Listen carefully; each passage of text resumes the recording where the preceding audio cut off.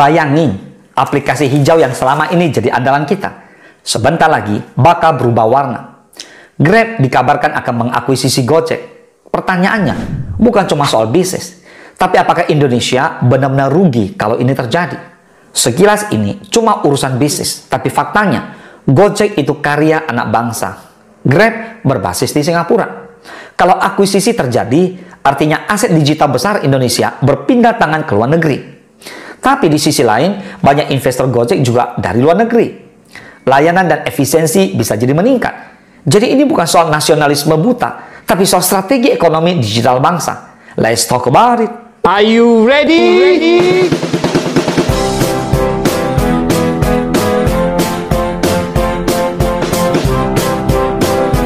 Are you ready? Gojek, Grab, dan masa depan layanan digital Indonesia.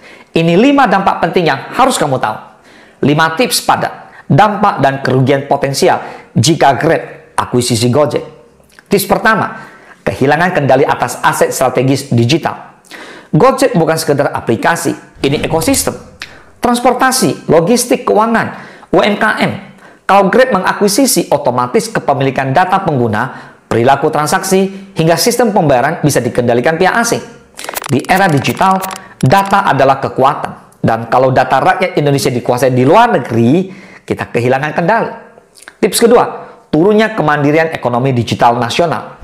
Selama ini, Gojek adalah kebanggaan nasional, unicorn pertama Indonesia. Jika benar-benar dilepas, artinya kita gagal mempertahankan pemain lokal di tengah kompetisi regional. Ini bisa membuat investor ragu untuk mendukung startup lokal lain, karena ujungnya tetap dibeli asing. Akibatnya, inovasi lokal makin sulit tumbuh. Tips ketiga, potensi monopoli dan tekanan ke mitra driver dan UMKM. Kalau Gojek dan Grab jadi satu, kompetisi selesai. Siapa yang rugi? Mitra driver bisa kehilangan daya tawar. UMKM kuliner bisa dipaksa ikut fee tinggi tanpa pilihan lain. Konsumen bisa kehilangan opsi lain. Karena tanpa pesaing kuat, satu platform bisa seenaknya naikkan tarif atau potong komisi. Tips 4, efisiensi bisa naik, tapi dengan risiko sosial. Secara operasional mungkin lebih efisien, sistem digabung, biaya operasional dipangkas. Tapi di balik itu, PHK massal bisa terjadi. Karyawan overlap akan dirumahkan. Driver diatur lebih ketat. Artinya, efisiensi buat perusahaan, tapi bisa jadi ketimpangan buat masyarakat. Tips 5, perlu regulasi ketat agar Indonesia tidak rugi total. Kalau akuisisi tetap terjadi, negara harus hadir.